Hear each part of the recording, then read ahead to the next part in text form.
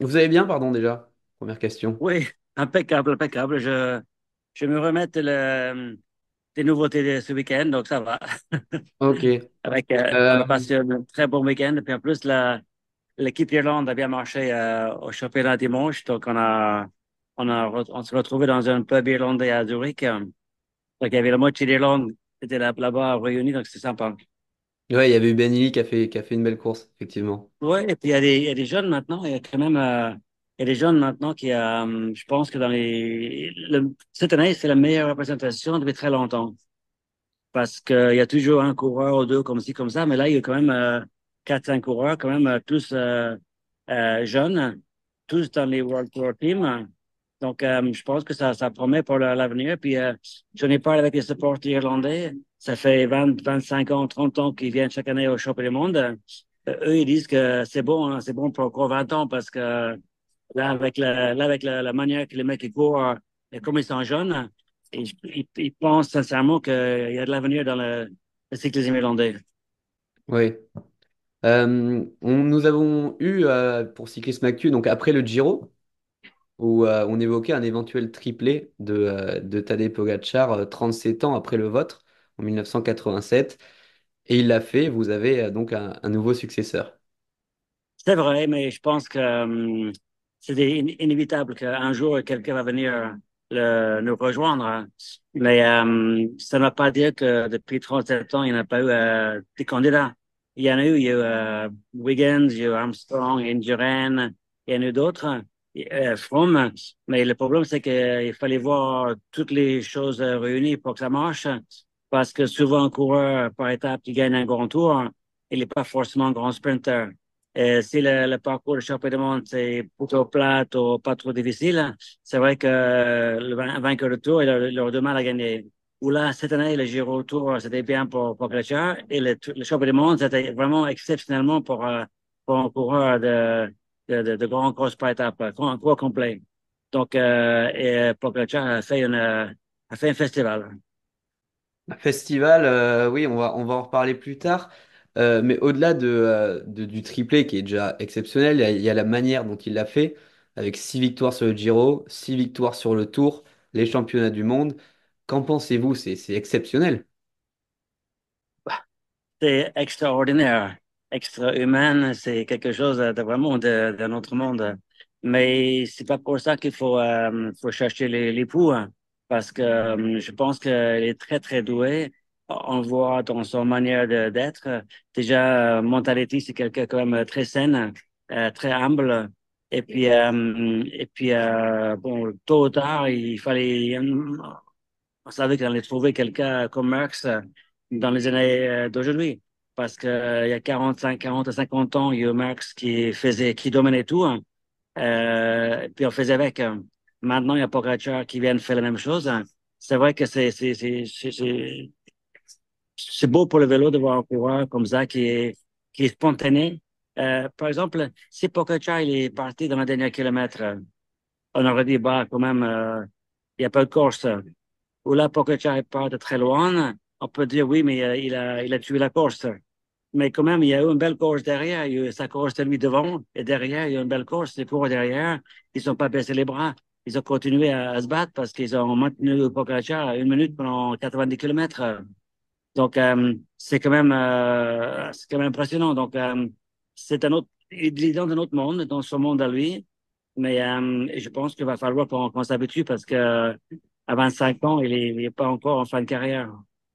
Non, c'est sûr. Donc je voulais revenir aussi du coup, sur les championnats du monde. Au moment où il part à 100 km, qu'est-ce que vous vous dites? Enfin, beaucoup des coureurs, Evenepoel, Mathieu Van Der Poel l'ont dit, ils pensaient qu'ils perdaient toute chance en faisant ça. Bah, c'est la première fois qu'il fait. Je suis d'accord avec eux. Mais il a déjà fait au Stade Bianca, il a fait déjà Liège-Bastogne-Liège, il a fait Lombardie.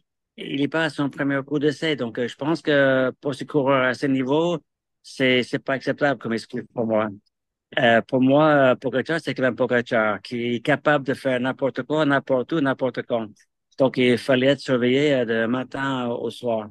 Et les coureurs, ils ont peut-être un peu mal jugé peut-être un petit peu endormi, mais il y a pas d'excuse de rater Pogacar à partir. Son maillot vert, il est bien voyant. Donc, c'est le grand favori depuis très longtemps. Donc, on peut pas dire que je l'ai pas vu partir. On peut pas dire que je pensais qu'il blaguait. On sait bien qu'il est capable de faire ces grandes choses. On pourrait peut-être hésiter un peu, oui, mais je pense que si on le voit partir, puis on voit pas trop de réaction, ben, on y va. Là, c'est parce que tout le monde dormait. Tout le monde dormait un peu. Ils n'ont pas vu, ils n'ont pas trouvé ça utile d'y aller. Mais parce qu'eux-mêmes, ils étaient peut-être pas capables d'aller à ce moment-là. Mais pour moi, le prétexte comme quoi que oui, on pensait qu'il bluffait, on pensait que c'était un peu suicidaire. Pour moi, lorsqu'on connaît la piste, pour moi, c'est pas acceptable. Ils pensaient peut-être qu'avec leurs équipiers, notamment les équipiers de la Belgique, où ils étaient encore beaucoup, qu'ils pouvaient gérer l'avance de Pogacar, et au final, ils sont juste butés tous sur Oui, le mais saut. ils étaient où? Ils étaient où? À ce moment-là, on laisse partir à 15 secondes ou 20 secondes, mais puis non, on laisse pas un mec comme ça partir comme ça. C'est pas juste un simple équipier ou quelqu'un qui va faire de la pub. C'est comme aller faire les heures d'antenne. Comme on dit, c'est quand même un coureur, un vrai prétendant à la victoire, qui a fait ses preuves, qui a déjà fait ce genre de choses. Donc, pour moi, c'est ce gars-là, on laisse pas prendre, on laisse pas, on perd pas de la roue. On laisse pas prendre un mètre parce qu'un mètre viendrait vite 100 mètres. Et après, c'est terminé, comme ça s'est passé. Donc, le fait qu'ils ont laissé passer, partir comme ça, c'est vraiment pour moi Une disons, erreur. pour moi, c'est pas acceptable. Après une saison aussi aboutie, pardon, vous l'avez vécu, donc en 1987, comment on a encore de la motivation d'aller chercher plus? Vous avez vécu une saison 1988 compliquée, donc voilà, je vous pose la question.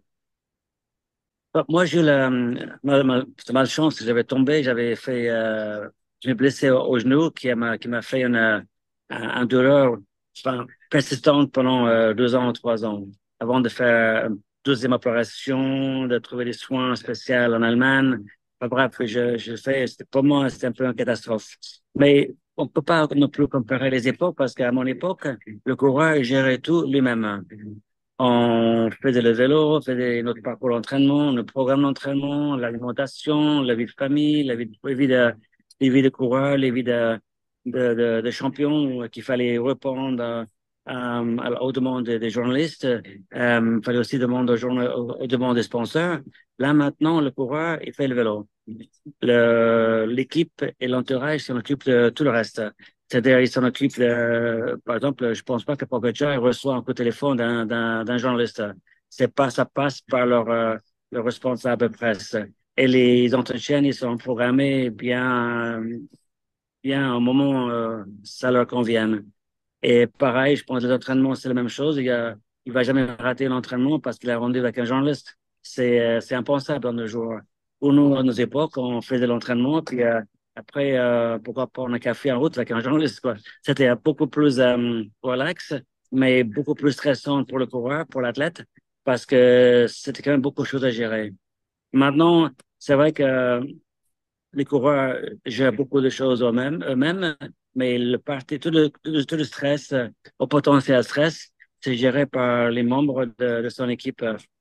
Donc, je pense que les coureurs dépensent moins d'énergie maintenant à faire ces choses-là qu'à notre époque. Et il est beaucoup plus protégé. Euh, En même temps, comment les coureurs maintenant, ils ont une base de données. Les entraîneurs, les médecins d'équipe, ils ont tous les chiffres, toutes les données des coureurs leur base de données. Donc, ils savent à tout moment où est-ce qu'il est le coureur. Donc, physiquement, si on voit que le coureur, par rapport à l'entraînement, il est fatigué, tout de suite, on va modifier son entraînement. On va modifier son entraînement, on va lui dire, écoute, il faut se calmer avec les journalistes, se calmer avec les interviews, calmer avec les soirées, et puis soit on se concentrer plus sur le vélo, soit plus de repos aux entraînements plus spécifiques. Donc, beaucoup de choses maintenant qui sont, comme nous, c'était laissé au hasard, il fallait faire un peu au feeling. Maintenant, tout ça, c'est géré par son équipe. Donc, je pense que nous, on a souvent, les championnats du monde, on avait souvent un contre-coup l'année suivante parce qu'on était beaucoup sollicité. pour les championnats du monde, où Pogacar n'aura pas ces problèmes-là. Son planning va être bien planifié, bien géré par son équipe. Que pensez-vous qu'il peut aller chercher de plus dans les grosses courses qui lui manquent? Il y a Milan-San Remo, qu'il essaye à peu près chaque année d'ailleurs, là, sans réussir. Paris-Roubaix, où bon, il devrait marcher, puisqu'il a déjà gagné le Tour des Flandres, même si ça monte beaucoup moins sur Paris-Roubaix, et qu'il faut être peut-être un peu plus puissant. Et le Tour d'Espagne, où il a participé une fois, je crois, dans ses premières années, où il avait fait podium. Voilà. Qu'est-ce qu'il peut aller chercher de plus? Qu'est-ce qui pourrait le motiver encore? Je pense que c'est un coureur que, à partir qu'il met un dossard sur le dos, il veut gagner. Je pense pas que c'est quelqu'un qui cherche les records, les titres, pour les choses exceptionnelles. C'est un coureur, dès qu'il met un dossard sur son maillot, il est parti pour en gagner. Peu importe la taille de la course, que ce soit Paris-Roubaix ou Paris autour de la maison, c'est un coureur c'est un athlète qui veut gagner, peu importe quelle course.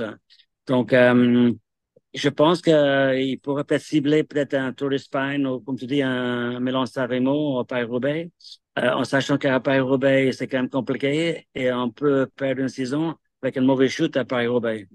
Donc, tout ça, à mon avis, ils tiennent en considération et son équipe aussi. Mais je suis sûr qu'un Tour d'Espagne lui manque et un coureur d'étape aimerait gagner quand même les trois grands tours.